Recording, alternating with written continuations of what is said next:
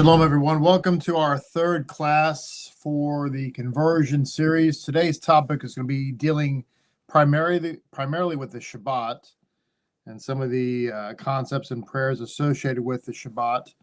We'll get into a little bit of the daily prayers, but probably not to the extent necessary, as we're dealing here with the most important day on the Jewish calendar, which is the Holy Shabbat. So thank you for being with me.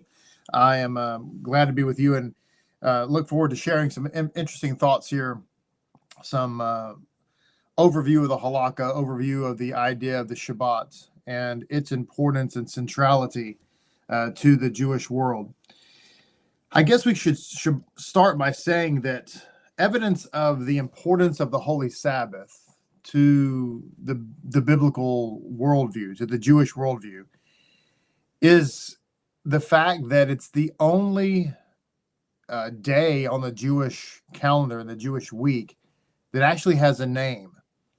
We are accustomed to having names for the days of the week, like Monday, Tuesday, Wednesday, etc. But in Hebrew, the names of the days of the week are simply numbered. There is the first day, the second day, the third day, and so on. The only day that has a name is Shabbat. It's Yom HaShabbat. And as a result, the idea is that all the other days count up to the day of the Holy Sabbath. We say that prep day, a very common phrase, prep day, is Friday. But really, the preparation for the Holy Shabbat begins on Sunday. We oftentimes plan our Sabbaths. Who might we invite? Where might we go? What are we going to eat? We plan the week kind of around Shabbat. I also want to say that, having said that, Friday is prep day, the preparation for the Shabbat, and it is customary, well, not customary, that's not the right word. It is normal for Friday to be hectic. It's hectic in Israel. It's hectic in Jewish communities. It's hectic in Jerusalem. People are rushing around. People are trying to make everything happen for the Holy Shabbat. And so I just wanted to say, for those of you who are coming into this way of life, you will likely begin to find that your Fridays are just that, a bit hectic, a bit rushed. And I just wanted to say that is, in fact, normal. Let me begin with some insights. I'll be pulling some quotes here primarily from Rabbi Donen's commentary and work on this topic. What he has to say about the Holy Shabbat. We'll begin today with a few ideas about kind of the philosophical view of the Holy Shabbat. He writes that the divine priority has in fact been paralleled by the emphasis given to the Shabbat by the Jewish people themselves. It says, although the observant Jew subjects himself to many commandments, the Jew harbors a special love for the Holy Sabbath, which is in Hebrew, Shabbat Kodesh, the Holy Shabbat. So in Judaism, one of the most beloved aspects of Judaism is the Sabbath. So there is no universe in the Jewish mind that would suggest that the Shabbat should be abolished or forgotten or overlooked. To the contrary, it is a beloved institution. In fact, he goes on to say here that there is no other commandment or ritual observance in all of Judaism for which we can find such expressions of affection and devotion as for the Holy Shabbat. It is the only observance which has been personified in the religious poetry of the prayers. It is affectionately referred to as the Shabbat bride. So the Shabbat bride, of course, is talking about the Shabbat. The Shabbat is so beloved that it's personified in Jewish thought. It goes on to say the Shabbat bride is like a bride. Like a bride. As a bride is traditionally radiant and beautiful, a poetic symbol of charm and purity, an object of love and affection. So is the Shabbat to the Jew. It's called the Shabbat queen. It's called Shabbat HaMalacha, which the Shabbat for queens. It's been imagined, as I said, in poetry and mysticism. It goes on to say, to describe the feeling that overcomes one on the Shabbat is like trying to describe a beautiful sunset to a blind man. Some people on the outside may look at the Shabbat as a grouping of rules and regulations, of do's and don'ts, of prohibitions. But to the one on the inside, it's a beautiful thing. It's an opportunity to unplug from the world. It's an opportunity to focus on the things in life that really matter. Shabbat is also a time to have to be walking under an open heaven. Ezekiel 46 relates that the Shabbat is the time of the open heaven, and the Shabbat is the time in which we receive wonderful, if you will, downloads of knowledge and inspiration and information. We study Torah all week long, but I will tell you, for me personally, I can study Torah all week long. I can read about different things, but on Shabbat morning, when I'm sitting down to study Torah on Shabbat morning, that is where 95% of the insights that I receive personally and share with you most often, that all comes from Shabbat morning. And the reason is simple, because Shabbat is an open heaven. There is a spiritual download that occurs. Aside from the majesty of Shabbat, the beauty of Shabbat, the resting that we accomplish on Shabbat, spiritual resting, that is, and we abstain from work and what have you. Shabbat is a memorial to the creation of the world, and it's actually a testimony that there is a creator. In fact, that's really what Kiddush is all about when we stand up to perform Kiddush on the Holy Shabbat. So Rabbi Donan says, as an example, what lesson is derived from a memorial of the creation of the world? As it says, Shabbat is a memorial to the creation of the world. What does it testify? Besides, what does the Torah mean to teach us when it says that God rested? And how can God rest? On the one hand, God rests. On the other hand, God is always working. But what it's really teaching us is that God stopped creating. And so therefore, it's time for us to stop creating. Man is to stop trying to make things happen, to stop trying to manipulate things, trying to earn a living. It's time for us to rest. And rest does not necessarily mean that you're not working, because there's certain things that we can do on Shabbat that might be considered work. We're supposed to stop creating, but at the same time, there are things on Shabbat that we do that might be considered creating. So it carries really more of a sublime message that we're supposed to stop trying to make things happen, stop trying to manipulate creation.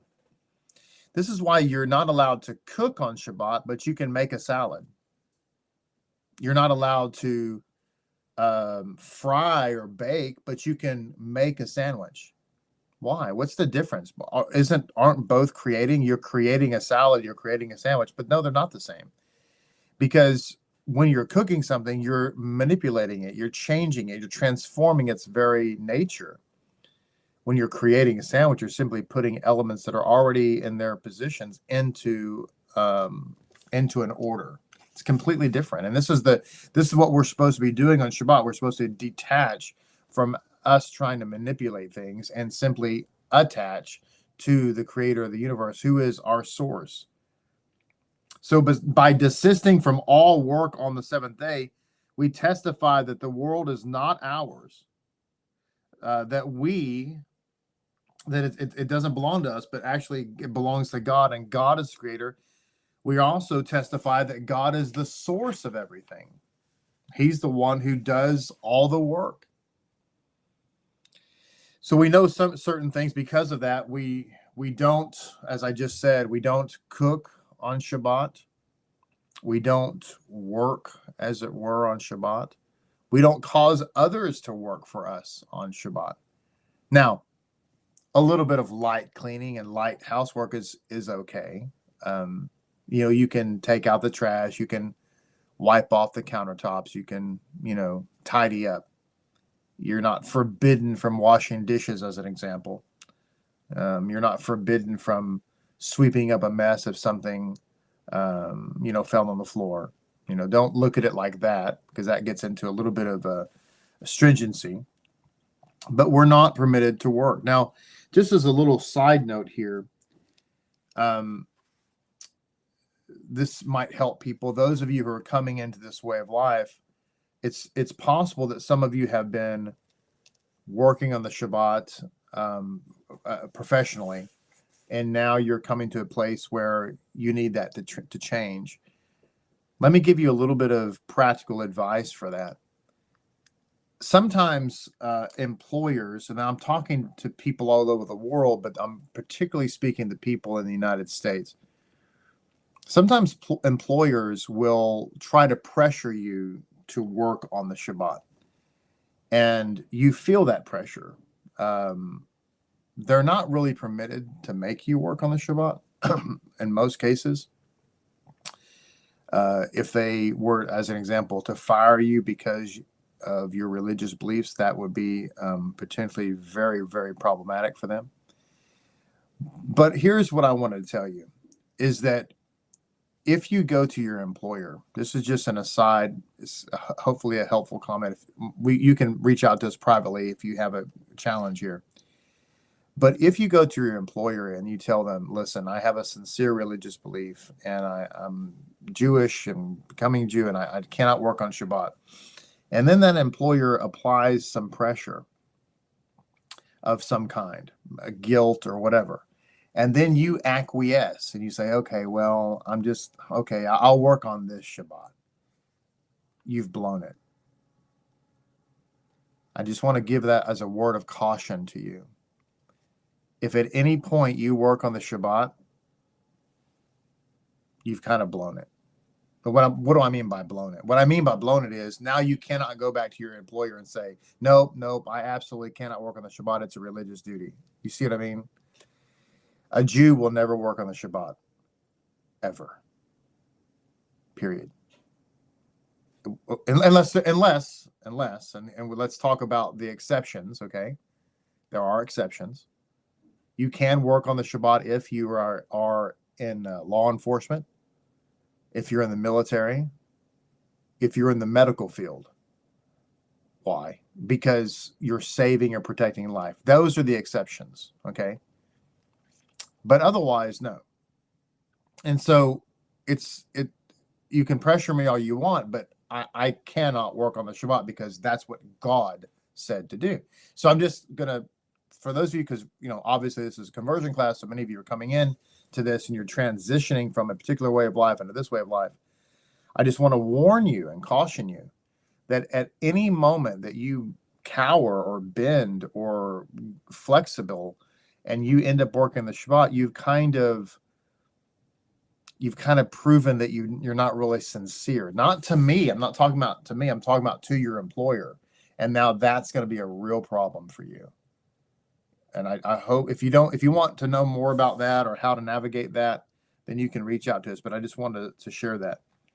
The Shabbat is also the Shabbat is also a memorial to the Exodus from Egypt. And this is another part, because the Shabbat is not only a testimony that God is God and that creation is God's handiwork and that he's our source, but the Shabbat is also a testimony to freedom. It is a memorial to the Exodus from Egypt. And therefore, by keeping the Holy Shabbat, we are showing that we are a free people. And that's the irony. A lot of people who claim to be free don't want to keep the Shabbat, but in actual fact, keeping the Shabbat is a testimony to our liberty. Now, they also want to mention that Shabbat is referred to as an island of time. An island of time. And it's also meaning that this is a very unique space. It's not just a day, but it's actually, when you enter into the Shabbat, you're actually entering into a unique dimension. You're entering into a particular kedusha, a particular holiness. Something else that should be mentioned is the Shabbat itself is a Yom Tov. It's a holiday. The Shabbat itself is one of the Yom Tovs that's really mentioned in Leviticus chapter 23. I shouldn't say mentioned, but listed in Leviticus chapter 23. In fact, all the other Jewish holidays derive their holiness and their source from the Holy Shabbat. So keeping the Shabbat is crucial. And I also wanted to mention at this juncture, and this is important, that not keeping the Shabbat is a grave sin for a Jew. It's a grave sin for a Jew.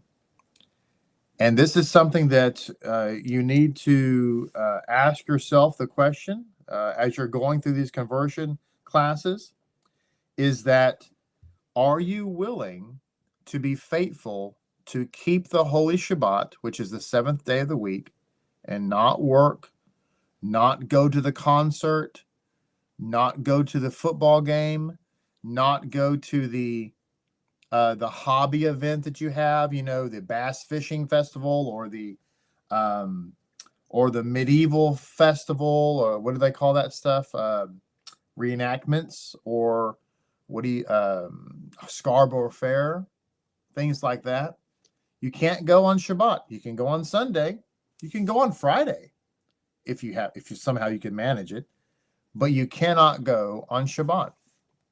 Can't go to the movie, can't go to the festival. Now, to some people, that what I just said sounds very restrictive, but we've covered that already. It's not restrictive. But what I'm saying at this juncture is you have to ask yourself the question, am I willing to accept upon myself the Holy Shabbat and enter into that Kedusha and forego all of that other stuff? Because if you go to the ball game or to the Scarborough Fair or to the event or to work or whatever, you are breaking the Shabbat, and that is a grave sin.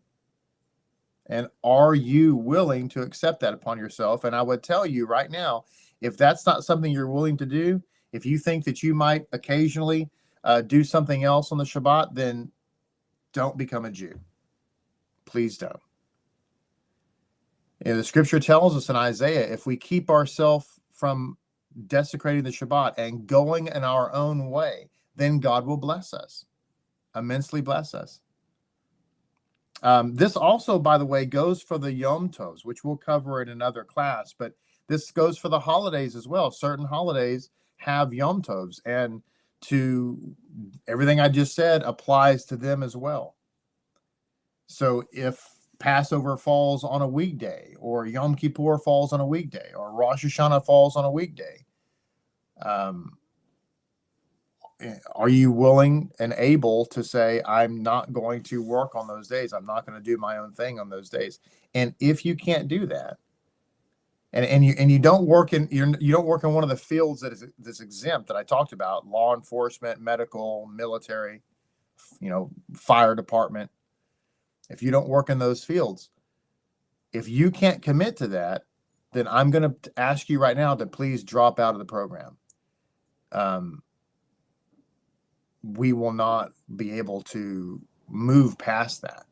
There's no option. So and I want to emphasize this point, okay? Because I used to have a hobby. I was highly and very highly involved in a hobby that had events on Saturdays. I no longer haven't done that in more than 20 years, 25 years now. But I understand that there are such hobbies, right? There's things that people do.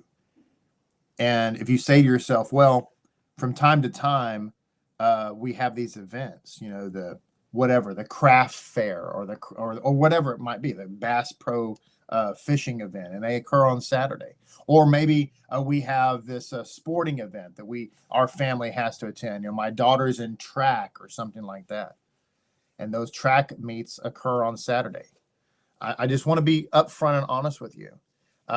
You cannot do that as a Jew. You can't. You just can't. Now, if that's a problem, if that's a non-negotiable for you, I understand. I get it.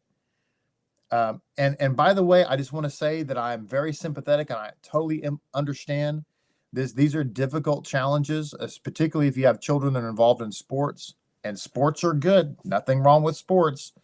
Unfortunately, we live in a diaspora and a lot of the sporting events happen on Saturday, but these are conversations that we have had to have with our children in years past. But it's not negotiable. You cannot do the volleyball game on Shabbat. You can't do the tennis match on Shabbat. You can't do the Scarborough Fair on Shabbat. If you do, as a Jew, it's a grave sin. And I just want to be crystal clear, and I know that I'm really hammering this point, and there's a reason why I'm hammering it, but I just want to know you need to be honest with us and honest with yourself and frankly honest with God. And if that's you and you say, I don't think I can do that, then drop out now. I don't want you to not be a Jew. That's not what I'm saying. But what I am saying is you cannot. It's worse to do that as a Jew than in your present situation. And I know for me, I don't know who you're going to serve, so to speak, but me and my house will serve the Lord. So that's not a question for me. Volleyball is not that important. Scarborough Fair is not that important. Civil War reenacting is not that important. Those are all fantasies and make-believe anyway. And I'm not, it's all fun and games, and that's great. Nothing wrong with it. But none of that is more important than the will of God in my life. So I will, and my employer, I was looking for a job and I found this one. So it's not that important. I will always press through and do the will of God. But that is something you have to find out for yourself. And, I just want to leave it there. But it's important that we have this conversation and that you understand now up front what that means. And if you have any questions, you can reach out to us and we can help you with that and what have you. So moving on from that, let's talk about some practicalities. I like to deal with practicalities. The Shabbat is holy. The Shabbat is righteous. The Shabbat is a wonderful time. You could even say it's a magical time. It's definitely a spiritual moment. It's something that God says if we keep the Shabbat and don't go our own way, then He will give us immense blessing. But let's also talk now about particulars on the Shabbat. Okay. First of all, the Shabbat requires preparation. You have to prepare for the Holy Sabbath. You have to make it a priority in your life. What might you do if you were expecting an honored guest to show up at your house? Well, you'd make preparations. You might plan to get home at the right time and in order to get properly dressed and set the table. on the Holy Shabbat, we set the table with the finest finery that we have. You don't have to have crystal and china. It doesn't. That's not a requirement. But whatever you have that's the nicest, that's what you use. You know, if some people have the means with which they can have special glasses and special plates and what have you, that's great. If not, you do the best that you can. The point is that you make the Shabbat table special. You also show up to the Shabbat table on which, by the way, I should back up and say, pardon me for getting ahead. Shabbat begins on Friday night. Let me say that. Pardon me for leaving that important detail out. The Holy Shabbat is the seventh day, yes, and it begins on Friday night, as do all Jewish days. So on Shabbat at sunset is when the Holy Shabbat begins. Now, that changes throughout the year because in the wintertime, the days are shorter and summertime, they're longer. But regardless, the Shabbat begins at sunset on Friday night and it ends after nightfall on Saturday night, or as we call Motzei Shabbos. And so that is when the Holy Shabbat is. So therefore, we have a ceremony that we begin the Holy Shabbat with, which is known as the Erev Shabbat Seder. And then there's a ceremony with which we close the Shabbat on Saturday night, and that's known as Havdalah. So on Friday night, the Erev Shabbat Seder includes special prayers and blessings and a festive meal, seudat, a festive meal. And that occurs at home or, you know, at somebody's home that you're attending. But when we prepare for that meal, we should, as I was saying a moment ago, we should set up the table, dress the table up as nicely as you can. And as the years go on and as you acquire more Judaica, you know, a lot of ladies particularly have fun with really dressing up the table. You should also dress up yourself. You should not come to the Erev Shabbat table wearing your regular weekday clothes, but rather you should come wearing a nice dress shirt, slacks, maybe a coat and tie perhaps. Women should dress up as well. The children should dress up as well.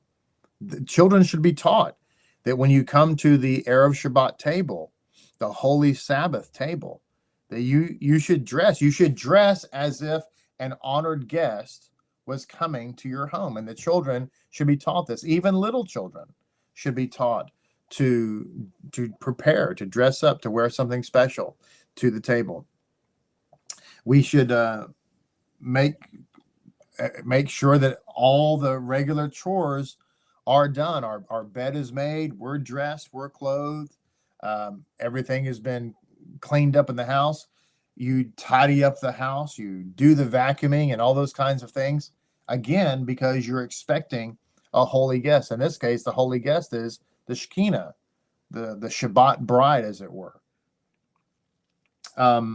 All this is done, of course, prior to sunset, prior to when we light the Sabbath candles. Now, let me go ahead and pull this up here, this picture. This is just a depiction. It's a stock photo of the traditional elements that are on the Shabbat table, every Shabbat table. You have 2 candles. You have a bottle of wine, of course, kosher wine only. As Jews here at Lapid Judaism, we only drink kosher wine. Fortunately, there are many varieties of kosher wine. It's not limited to just Manischewitz or Magen David, but there's many kosher wines out there. And you can have red or white or rose or whatever color you'd like. You have a Kiddush cup. A Kiddush cup is a cup of sanctification. The Kiddush cup is, anything can be a Kiddush cup. And there are many types, many different varieties, many different, designs of Kiddush cups. But whatever your Kiddush cup is, it should be designated just for use on Shabbat and for the Yom Tov, and never to be used for any other purpose whatsoever. So it's the more decorative it can be, and again, it's up to your liking, the better that is. There's a common thing in Judaism whereby we beautify mitzvot. You have to have at least 2 candles for the Shabbat candles. You can use oil, and some consider oil to be preferred. You to have oil candles aside from just regular wax candles. Any candles will do. There are, of course, Shabbat candles that last about 4 hours or so. Those are the best type of candles to use. But again, any types of candles will suffice. And if you're interested in oil candles, then you can reach out to us and we can help you, particularly Keturah, can help you, identify what those look like and how to get the oil, how to get the special candles that contain the oil and those kinds of things. By candles, I mean they're actually glass, essentially containers that hold the oil, and there's a wick in there. But this is what Rebbetzin uses nearly exclusively. She uses oil. But in any case, you need the Shabbat candles. The Shabbat candles, or the Shabbat lights, we'll call them the Shabbat lights, are kindled 18 minutes prior to sunset. And for this, in our modern times, we use an app to help us know when candle lighting time is, and we can help you find that app. It's most convenient. Sometimes people want to light the candles earlier because maybe it's summertime and candle lighting is not till very late and you're ready to get going, and that's perfectly fine. According to many customs and according to our halakha, you can light the Shabbat candles up to 2 hours early. 2 hours early. Now, I said you have to have at least 2 candles, and that is true. Some households have the minimum of 2 candles. Many households will include a candle for every child. In some cases, the daughter will have her own set of candles. And if you have other women who are there with you, then it's appropriate for each adult woman, to have her own set of candles that she kindles along with all the ladies at that time. In this picture, you see the depiction of the very common custom of covering your eyes when you say the blessing, when you're lighting the candles. This is universal. And you also see in this picture that you have the lady of the house, the mother, and then she has a daughter. Little girls should be involved in candle lighting as well, at the point at which they are able to say the blessings, which can be as early as 3 years old. So if you have a daughter, she should be lighting candles with you just as soon as she is able to do so and able to recite the blessing with you. And she can either have a candle that she lights or a set or 2 candles, as whatever your preference is as well. Along with, just keep in mind, by the way, let me mention this, that there's the reason that there's a minimum of 2 candles is because they are symbolic, relating to 2 verses. The first verse is from Exodus 20 and verse 8, where it says, "Remember the Shabbat day to keep it holy." Okay. The second verse is from Deuteronomy 5:12, where it says, "Observe the Shabbat day to keep it holy." So it's related to Zakor and Shomer. So to remember and to guard the Shabbat. So these 2 candles are actually teaching us a very valuable lesson. We're not just supposed to remember the Shabbat in with respect to observing it, but we're also supposed to guard it, to not allow anything to obstruct it. Okay.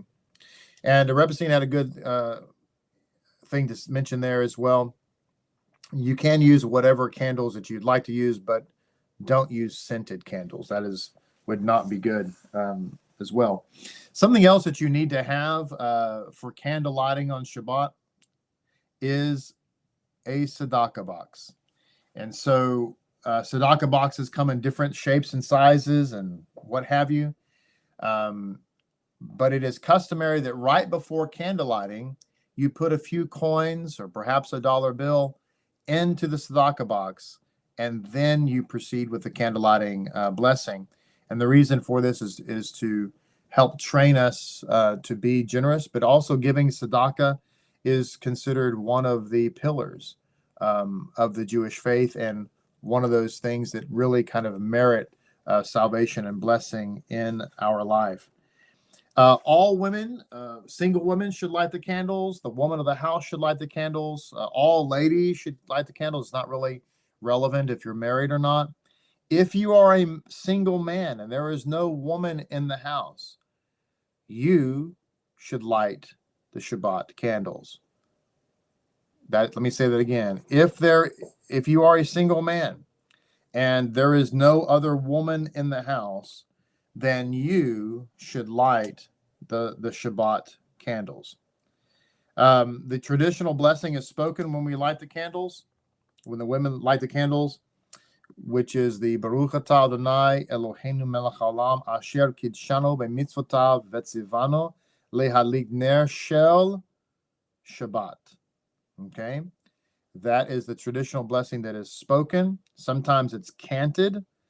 And if you'd like to cant it, that's fine as well. There is a traditional cantillation, but you can do it either way. And after we light the candles on Shabbat, it is customary to greet each other with the Shabbat Shalom. We'll come back to some of these pictures in just a moment. On the Shabbat table, as we see, let me come back to this picture here. As we see the depiction here, there is a loaf of challah, the special braided bread. There should be, and in fact, there must be. Let me rephrase that. There must be 2 loaves of challah on the table on every Shabbat. You might say, well, it's just I'm a single person, or you might say there's only 2 of us, or we have a small family. We're not going to consume 2 loaves of challah. I understand that. I appreciate that. And frankly, it doesn't matter. You don't have to eat 2 loaves of challah, but the 2 loaves of challah must be on the table because they represent the double portion of manna that we received while we were in the wilderness. They also represent the 2 tablets of law that we received at Mount Sinai. And it is a requirement that we have 2 loaves of challah. Should have them they should be uncut, by the way. They should not be cut or torn, but they should be on a platter. You can cover them with a cloth or a napkin. It's best to have a special cover for the challah, as you see depicted here in this picture. I also took a picture of this challah cover that we happen to have in the Haver Hall. All challah covers, again, multiple designs, multiple colors. Your preference is whatever you want. But pretty much all challah covers are going to have the Hebrew in the middle that you see there on your screen that says Shabbat ve'yom tov. Shabbat ve'yom tov. And some say Shabbat Kodesh ve'yom tov, but all of them will say Shabbat ve'yom tov. And this is Shabbat and holidays. And that's what that means. And so this is used to cover your challah, obviously for the Shabbat and for the Yom Tovs, as you see there. You will also need a hand washing cup. I just took a picture we have several in our fig tree here. I just took a picture for you to see. The hand washing cup, it says in Hebrew there on the cup, Netilat Yadayim, And this is the hand washing cup that has the 2 handles. You can see the one on top there has 2 handles. They all have 2 handles. And once again, hand washing cups come in a plethora of designs and colors and sizes even. And that is for your hand washing on Friday night. And really, you need a hand washing cup not just on Friday night, but really every day of the week. So we'll come back to those pictures in a moment.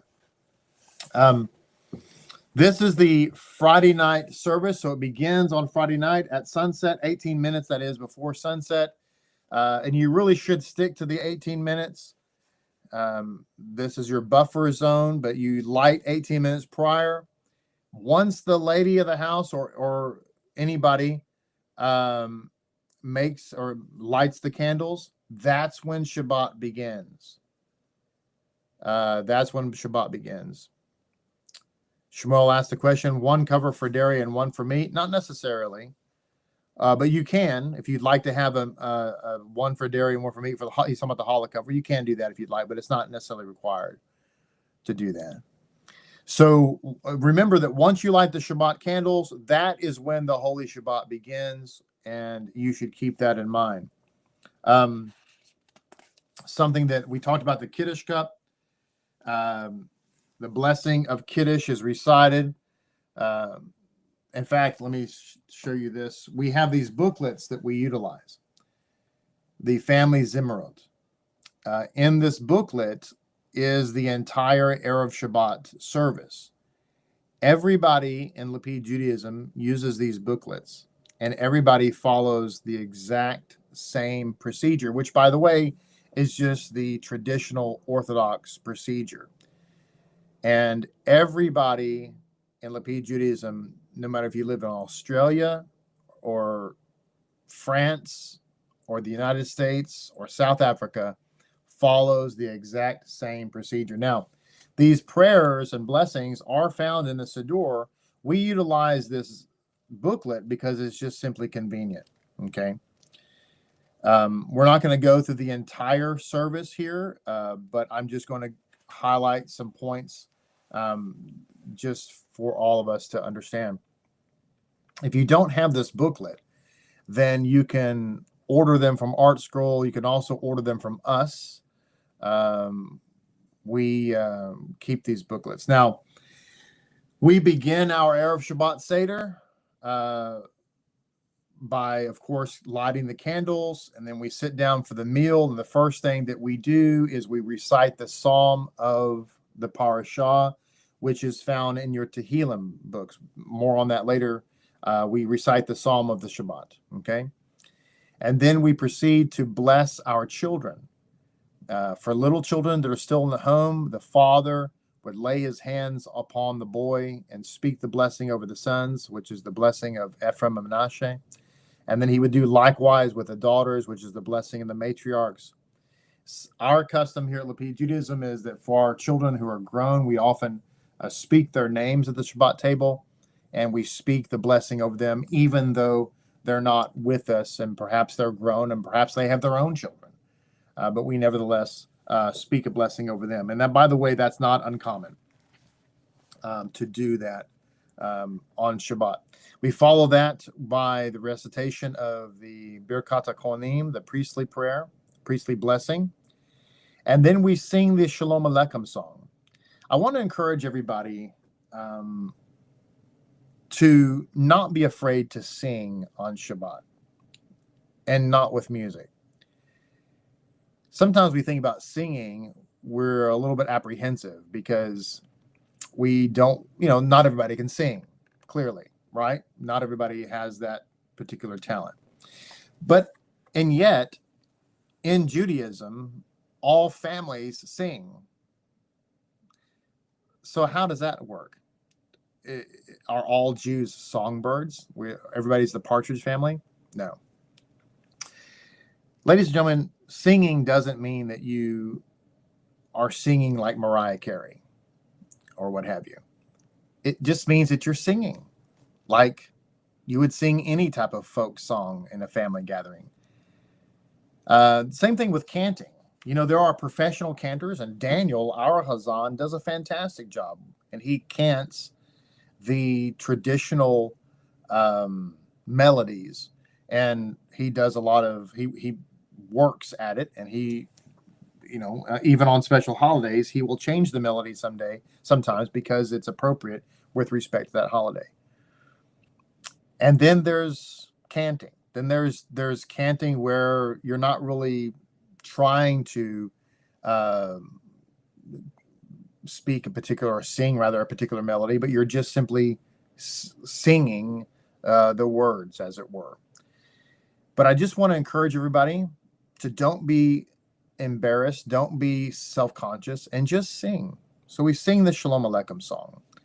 The next thing that we do after that is we have the Ribon Kol Cholamim blessing that we recite in this booklet. By the way, we start on page 33 and we work our way through.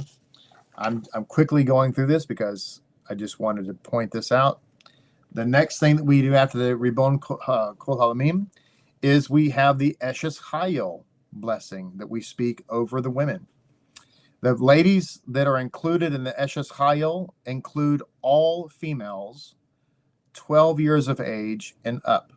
So if you happen to be at if we have guests over, the Eshes Chayil, I speak over my wife every Friday night. It's the blessing of the wife, the woman of valor. However, it doesn't just apply to her. If there are other females at the table, whether they're married or not, and they're 12 years of age and up, this blessing applies to them. And it's written in an acrostic so that it's from Aleph to the Tav. Thereby, when you speak this blessing over the woman, the entire Kedusha of the Torah is spoken upon her. Some of the mystics even say that Eshes Chayil is also kind of speaking vaguely about the Shekinah of God, as it were. But we speak the Eshes Chayil. Again, you can read this, you can sing it, you can chant it. A lot of times in Jewish homes, it's canted, of course, in Hebrew naturally. But you can do that in Hebrew. You could get it in transliteration if you can't yet read Hebrew. Now, our custom in Lapid Judaism is that after we have the Eshes Chayil blessing, the Eshet Chayil blessing, that the woman of the house will read a psalm over her husband. That's our particular custom. It's not necessarily universal. But the two psalms that are most often used are Psalm 1 and Psalm 112, and there might be others out there that have other psalms of suggestion. But my wife will typically read over me, and again, all the men at the table, 13 years old and up.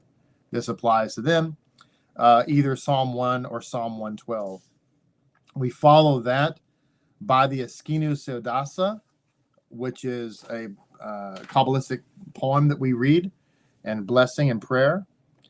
Following that, on the Erev Shabbat Seder, comes the climax of the Seder, which is the Kiddush. This is where we use the Kiddush cup, as we mentioned here. The Kiddush cup, as we see in the depiction there in that picture. Now, our custom for Kiddush is that the leader would have obviously a Kiddush cup.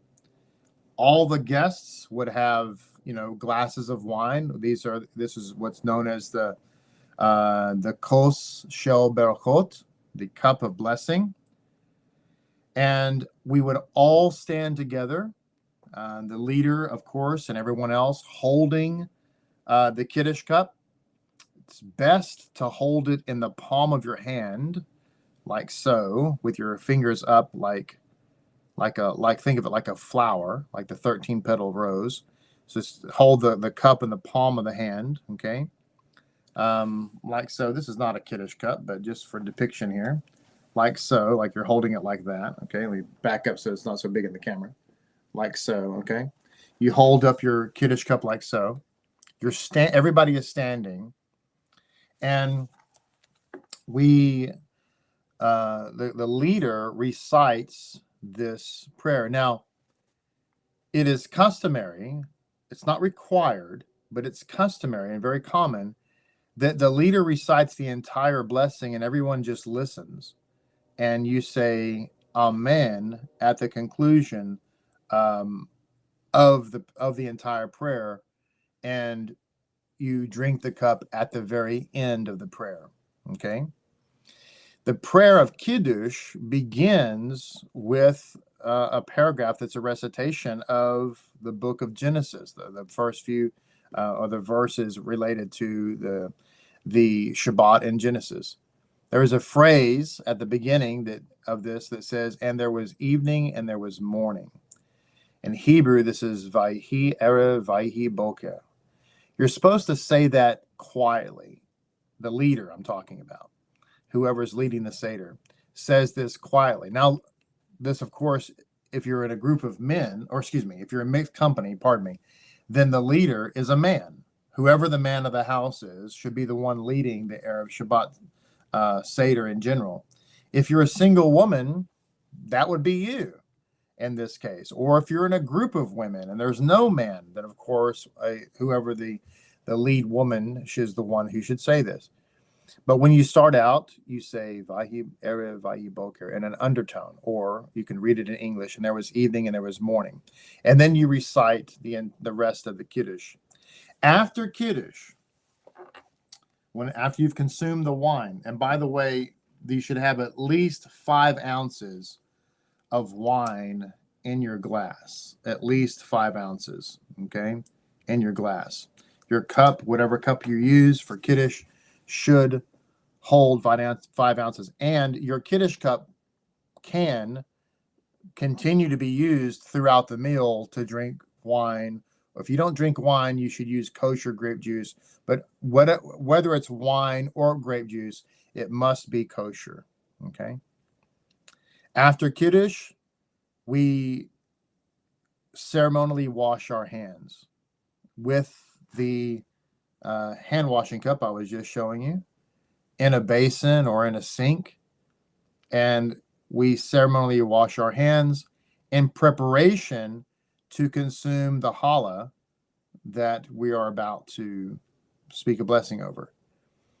Now, once you wash your hands and you've said the Natilat Yadayim blessing, okay, you are not allowed to talk.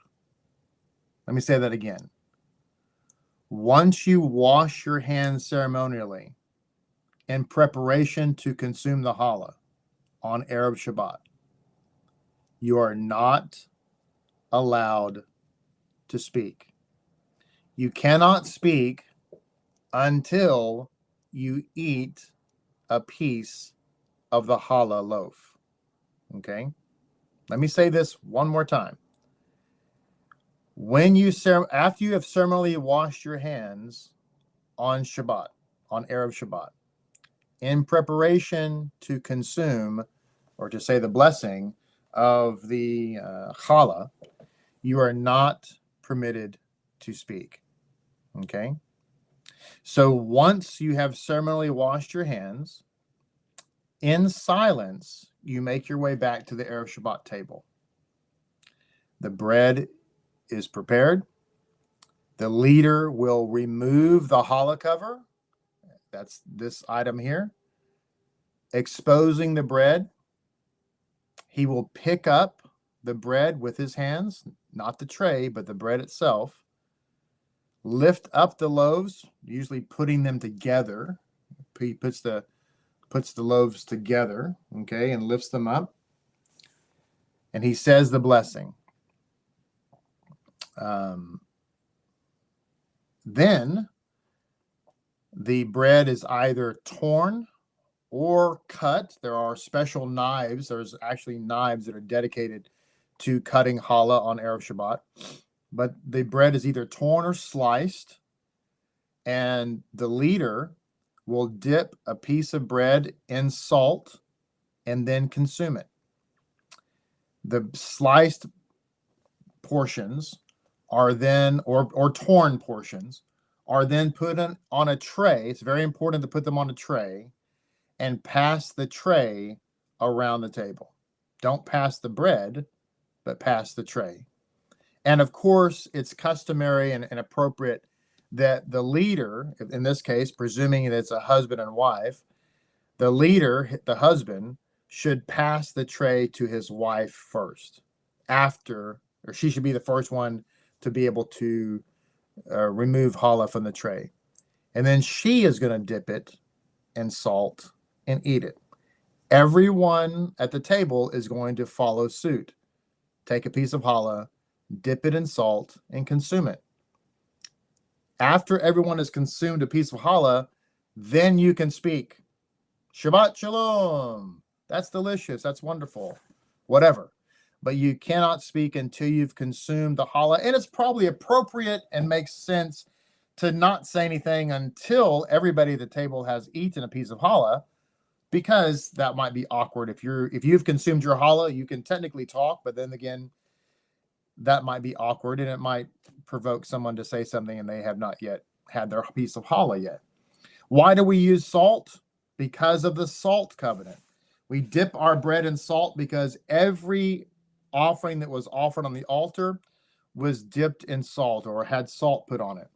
And salt speaks of a covenant, speaks of longevity, speaks of faithfulness. So we do that as a ceremony symbolic of remembering of those times. No, we don't throw challah. That's actually throwing challah, interestingly, is strictly forbidden in both Sephardic and Ashkenazi halacha. So you don't throw it. You pass the plate around. So that is the ceremony of Shabbat. Of course, after we have the challah, we have the kiddush and challah and what have you. Then, of course, you have a festive meal. The best meal of the week should be the Erev Shabbat meal. And then after Erev Shabbat, you conclude the meal with Birkat HaMazon. The next day is spent, going to shul, studying Torah, leisure activities, taking a stroll with the family, resting, sleeping, reading. We conclude the Shabbat as a bookend with the Havdalah. This is the typical Havdalah set. Havdalah is the conclusion of the Holy Shabbat. We have Havdalah after nightfall. And of course, there's an app that tells us when Havdalah is for your specific area. Traditionally, halachically, you have Havdalah when you can see at least 3 stars in the sky. I mentioned earlier that we can begin the Shabbat earlier, up to 2 hours early, but you can never end the Shabbat early. Now, at the same time, you don't have to have Havdalah, right away. If you want to extend the Shabbat into the night, you can do that. You don't have to have Havdalah exactly at Havdalah time. However, you cannot shorten the Shabbat ever. You can't have it before. Now, once you have Havdalah, then you can work, you can clean, you can go to the movie, you could go out, you could go to the mall, you could do whatever you want to do. Once you have Havdalah, then all of the restrictions, if you will, of Shabbat leave, but also so does the kedusha of the Shabbat as well. On the Havdalah, we have 3 items that you would need. You will actually need a Havdalah set, and again, like with everything else, Havdalah sets come in all kinds of shapes and sizes and depictions. I just took this picture of the one that we have in the fig tree. The Havdalah set is going to come with a holder for the candle. The Havdalah candle itself is unique. It's normally a braided candle. The Havdalah candle has to have at least 2 wicks. Sometimes they have more. Some have 2, some have 3, sometimes have 6. You have to have a Havdalah candle. They come in different shapes and sizes. Some are round, some are square, some are braided, some are flat. This one is for a flat type candle, which is very common. So you have the candle holder. You have a special Kiddush cup that's just for Havdalah. And then you have the migdal, or the tower, or the spice container. That tower in the middle there with a flag on it opens up, and in that will be spices which contain cinnamon or clove or any other fragrant spices. And these are the 3 elements of Havdalah that you would need to conclude the Havdalah time. Let me make sure that was all that needed to be said. I'm not going to have time to get into the specifics of Havdalah, how we perform Havdalah. We have a video about that, but I'm also feel certain that Zake and Rayford will cover this as well on the holy, the manner in which to provide the holy Havdalah. Just keep in mind that Shabbat doesn't end until you have Havdalah. You can say Havdalah in English. You can say it in Hebrew. You can sing it. There's no requirement to sing. There's no requirement to speak it in Hebrew. You can say any blessing and any prayer in any language that you understand. But of course, the ability to say some of the blessings in Hebrew is all the better, and it would be great from that. You can use the same Kiddush cup for the Havdalah. You don't have to have a different Kiddush cup, but Havdalah sets come usually with their own cup, their own unique cup, and it's just another opportunity to enhance the mitzvah. Okay, and that is the teachings of the Holy Shabbat. We'll get into more of the prayers and blessings in other segments of our class. This is a lot, but there's a lot to Shabbat, obviously, and a lot to the Yom Tov. If you have any further questions, please feel free to ask. We will have a test that will be up shortly for this course, and then naturally we'll be covering this topic. You'll be covering it more with Zake and Rayford in the halakha segment when it comes to that. You'll also be covering these topics with your mentors as well when it comes to that. So don't feel overwhelmed. This class was intended to be pretty much a brief overview. And even with that, we've left things on the table, no pun intended. So thank you for being a part of the course today. We'll come back with our fourth class very soon. Look forward to the test. That should be up in the next day or so. Otherwise, if you have any other questions, any comments, anything, please feel free to reach out to us. We'd be happy to help you with that. God bless you. Shalom Aleichem. Look forward to seeing you soon and very soon here in our conversion program.